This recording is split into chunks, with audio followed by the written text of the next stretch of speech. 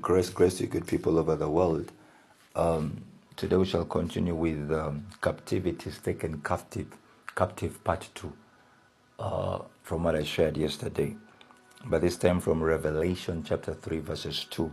The nkjv version says, "Be watchful and strengthen the things which remain that are ready to die, for I have not found your works perfect before God."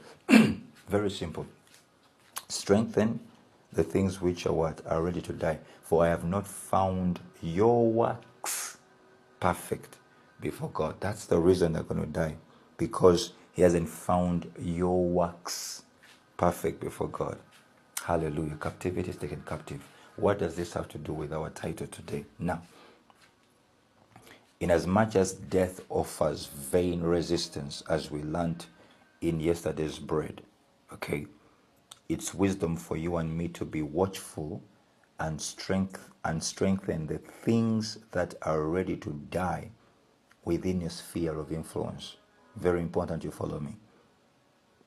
It's our mandate and responsibility to give life and energy and, more importantly, time to those things that are about to die, that are ready to die. So, according to our theme text, this has nothing to do with the devil, okay?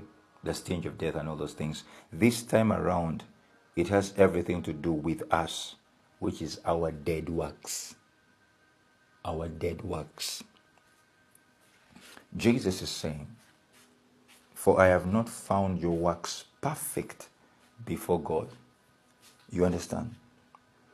So, it's wise then for us to know the kind of works that meet God's requirements if we are to keep alive those things that are ready to die. Those things which remain could be your relationships. Those things which are about to die could be your relationships, your service to God, your ministry, your finances, your body, and many more. Maybe your marriage or relationship is on the verge of death. This bread, listen to me, child of God, is for you.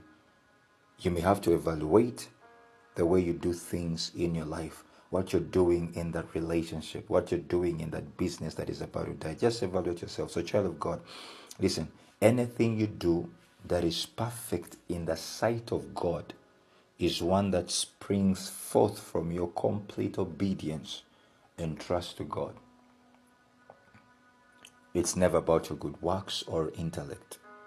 It's a work inspired either by God's love for you or God's love in you.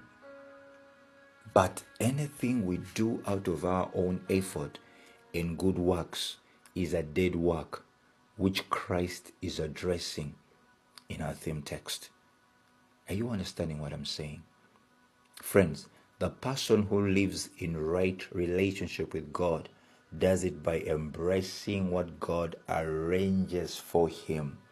It is God working in them, both to will and to do, right? To such a one, doing things for God is the opposite of entering into what God does for them. They don't do to be loved by God or people. On the contrary, they do because they are loved by God. Are you understanding what I'm saying? With this divine thought and order of doing things, what comes out of you is life that permeates everything you do, think, and say, because it is coming from God. That is a good work. That is a perfect work. Whenever you do this, he'll say, you know what? You have already strengthened that thing which is going to die because it has been perfected by my own. You've allowed me to work in you both to will and to do. So if you allowing God to work in you both to will and to do, that's a perfect work that he has found. But if you don't allow God to work in you, then he says, "I have not found your works perfect," and so be careful that things might die. So if you're a person who's inspired by God and by the Spirit of God, I can guarantee one thing: nothing in your life can die. Yes, the devil came to steal, kill, and destroy, but Jesus came that you may have life and life in abundance. And this you have as you allow him to work in you both to will and to do. And as you do that, I can guarantee one thing, that the best is yet to come. And God bless you.